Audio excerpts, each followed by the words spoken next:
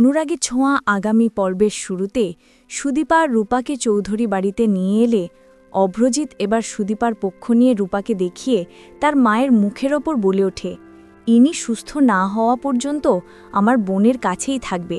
এই কথা শুনে অভ্রজিতের মা অনেক রেগে যায়। এপিসোডটি পেতে লাইক দিয়ে সম্পূর্ণ ভিডিও দেখতে থাকুন।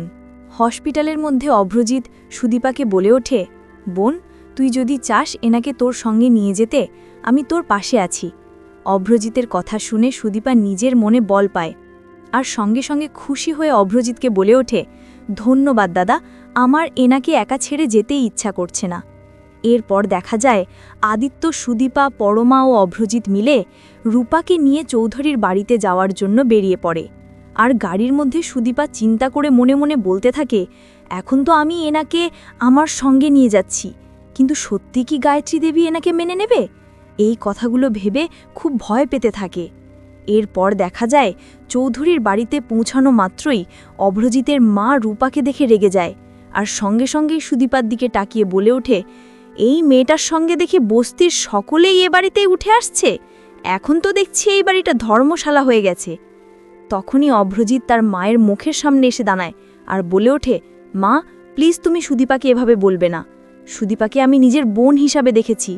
রূপাকে দেখিয়ে দিয়ে বলে ওঠে, আর তাছাড়া এনার এই অবস্থার জন্য দায়ী হচ্ছে তোমার আদরের বড় বৌমা, যার কারণে এই মহিলার অ্যাক্সিডেন্ট হয়েছে, আর আমার বোন সেটা সব কিছু ঠিক করার চেষ্টা করছে, তাই প্লিজ তুমি তাকে কোনো কথা শুনিও না।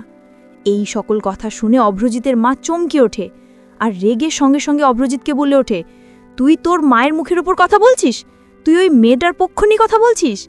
আর একটা কথা কান খুলে শুনে রাখ, তুই আমার বড় বৌমাকে এভাবে কোনো কথাই বলবি না।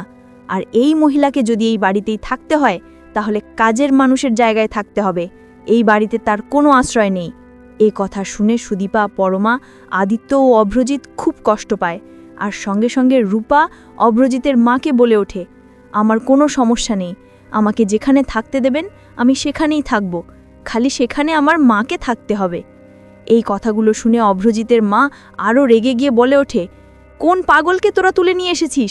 সুস্থ হওয়া মাত্রই এনাকে এখান থেকে বিদায় করবি।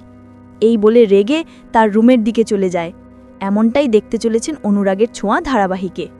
তো বন্ধুরা, এই ছিল আজকের পর্বের গল্প। গল্পটি ভালো লেগে থাকলে লাইক দিও, কমেন্টে তোমাদের মতামত জানাও, আর আমাদের পেজ ও চ্যানেলটি ফলো ও সাবস্ক্রাইব করতে ভুলো না। দেখা হবে আগামীকালকের নতুন পর্বে। ততক্ষণ পর্যন্ত ভালো থেকো, টাটা।